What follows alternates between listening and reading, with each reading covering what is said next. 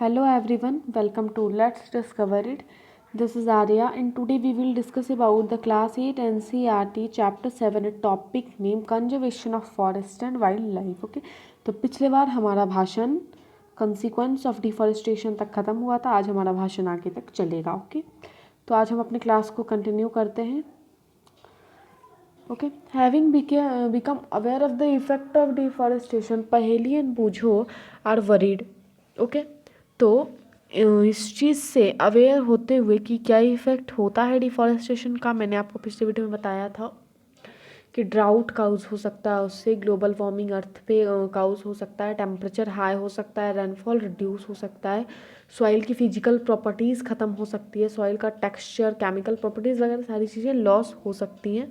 तो पहेली एंड बूझो और वरीड, तो ये दोनों क्या हैं, वरीड हैं अबाउट. जब इन लोगों ने इस चीज़ के बारे में जाना कि डिफॉरेस्टेशन से ऐसी चीज़ें होती हैं. तो देखिए, डिफॉरेस्टेशन पेड़ काटना बुरी बात नहीं है.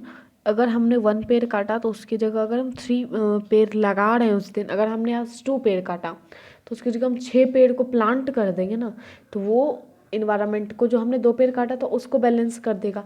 तो ये करना एक अच्छा सा आइडिया रहेगा जिससे हम इन्वायरमेंट को बैलेंस करके आगे बढ़ सकते हैं.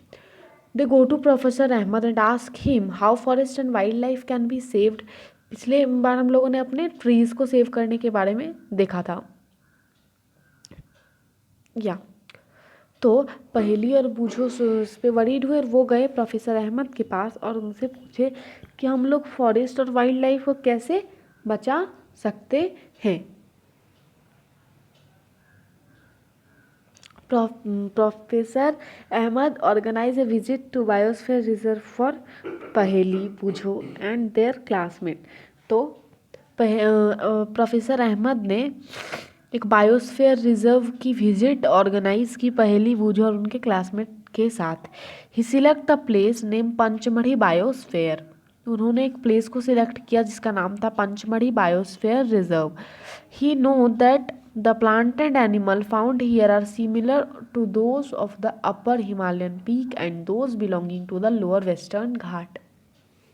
ओके, तो जो पंचमढ़ी बायोस्फीयर रिजर्व में जो भी प्लांट पाए जाते हैं वो सिमिलर होते हैं, अपर हिमालय पीक के प्लांट से बिलोंग करते हैं और लोअर वेस्टर्न घाट के प्लांट वेजिटेशन से बिलोंग करते हैं. पंचमढ़ी बायोस्फीयर रिजर्व के प्लांट 2 जगह से बिलोंग करते हैं, पहला हिमालयन पीक से, दूसरा लोअर वेस्टर्न घाट से.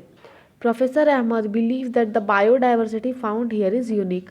प्रोफेसर अहमद ये चीज़ बिलीव करते थे कि यहाँ जो बायोडाइवर्सिटी लीव कर रही है ये बहुत ही यूनिक है. अब ये बायोडाइवर्सिटी क्या होती है? बायोडाइवर्सिटी मीन्स हो गई बायोलॉजिकल डिफरेंट एनिमल जहाँ रह रहे हैं उसे हम बायोडाइवर्सिटी से कह सकते हैं. ही रिक्वेस्टेड माधव जी, वहाँ पे एक थे माधव जी. कौन थे? वो फॉरेस्ट के एम्प्लॉयर थे. उन्होंने इसके रिस्पेक्ट किया to guide the children inside the biosphere reserve. उन्होंने गाइड किया कि प्लीज़ माधव जी आप, हम घूमने आए हैं, आप हमें फॉरेस्ट के अंदर गाइड करते चलें. He explain that preserving area of such biological importance make them a part of national heritage. उन्होंने ये एक्सप्लेन किया कि ये जो प्रिजर्व, इतना बड़ा एक तरह से प्रिजर्व एरिया किया गया है बायोलॉजिकल इम्पोर्टेंस के बेसिस पे, ये इसे एक नेशनल हेरिटेज बनाता है.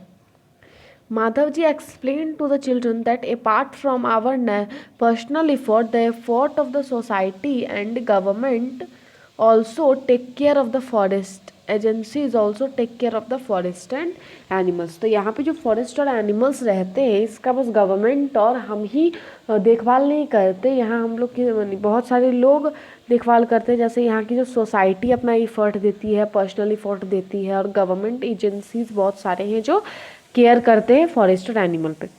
The government lay down rules method and policy to protect and conserve them. Government ने इसके लिए बहुत सारे लॉज वगैरह, रूल्स, पॉलिसीज़ एक तरह से प्रोक्लेम कर दिए हैं इन जगह को कंजर्व रखने के लिए. Wild life sanctuary, national park, biosphere reserve etcetera protected area for conservation of plant and animal present in that area. तो wild life sanctuary, national park, biosphere reserve are protected area, इन सारे जगहों को protect किया गया है। Plant और animal जो भी इस एरिया में बायोलॉजिकली एक तरह से बोल सकते हैं बायोडाइवर्सिटी जो इस एरिया में रहती है, इन्हें प्रोटेक्ट करने के लिए इस एरिया को कंजर्व रखा गया है। Okay,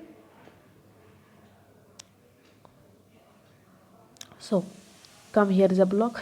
Biosphere is the part of the earth in which living organism exist or which support life। ठीक है, बायोडाइवर्सिटी देखिए, बायो का मतलब क्या होता है, बायोलॉजी हम पढ़ते हैं, बायो का मतलब होता है लाइफ। ओके, लाइफ का मतलब होता है जो हम जीते हैं, जिंदगी, उसे बोलते हैं। तो बायोस्फीयर एक ऐसा पार्ट है अर्थ पे जहाँ पे सारे लिविंग ऑर्गेनिज्म एग्जिस्ट करते हैं और जो लाइफ को सपोर्ट करता है।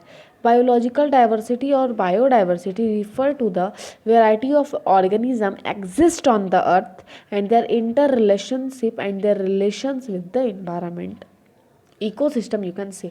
तो बायोलॉजिकल डाइवर्सिटी है, बायोडाइवर्सिटी का मतलब होता है एक वेराइटी ऑफ, यानी बहुत सारी वेराइटी के ऑर्गेनिज्म जो अर्थ पे एग्जिस्ट करते हैं, अपने इंटर रिलेशनशिप को बनाए रखते हैं और अपने रिलेशन को अर्थ से भी मेंटेन रखते हैं, एक तरह से इन्वायरमेंट से भी ये रिलेशन बनाते हैं और एक इकोसिस्टम फॉर्म करते हैं। Sorry, to protect our flora and fauna and their habitat, protected area called biosphere reserve, national park, wildlife sanctuary have been earmarked। Okay, देखिए क्या बोला जा रहा है, हम लोग अपने फ्लोरा और फोना मीन्स फ्लोरा का मतलब हो गया प्लांट से रिलेटेड जो चीज़ हो गई, और फ्लोना का एनिमल से रिलेटेड जो चीज़ हो गई, इन सारी चीज़ों को जो हम प्रोटेक्ट कर रहे हैं और इनके हैबिटेट को, तो इसके लिए बहुत सारे प्रोटेक्टेड एरिया बनाए गए हैं, जिसमें आता है हमारा wild life sanctuary, national park, biosphere reserve.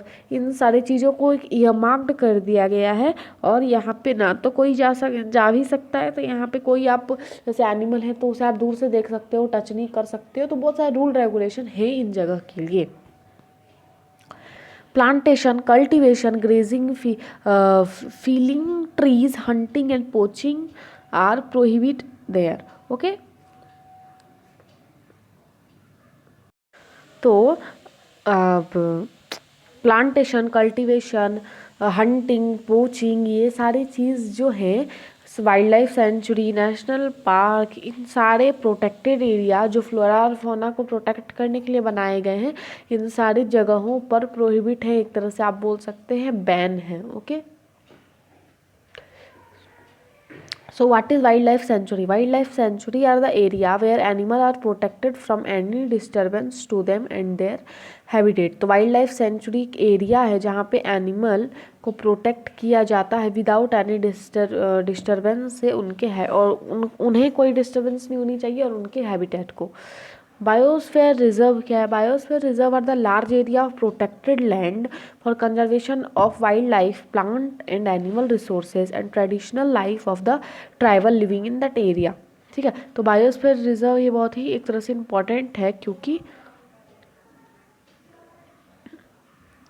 तो ये इम्पॉर्टेंट है क्योंकि यहाँ पे है लोग रह रहे हैं, ट्राइबल लोग रह रहे हैं, तो बायोस्फीयर रिजर्व वो लार्ज एरिया है जहाँ पे प्रोटेक्टेड लैंड को कंजर्व किया जाता है, wild life, plant, animal resource, और वहाँ पे जो ट्राइबल लोग रह रहे हैं बायोस्फीयर रिजर्व में उन्हें प्रोटेक्ट किया जाता है।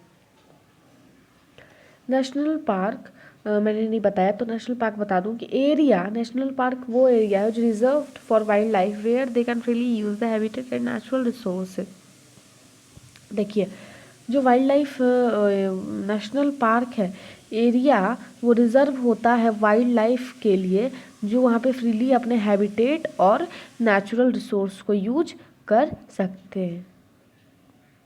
So, activity 7.3, find out the number of national park, wildlife sanctuary and biosphere reserve in your district, state and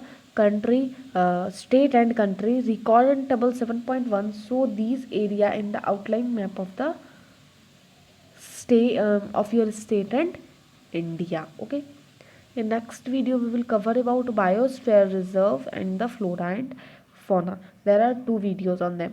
So we will meet in next video from this side area. If you like this video, please tap the like button, do subscribe my channel if you are new on my channel. Thank you.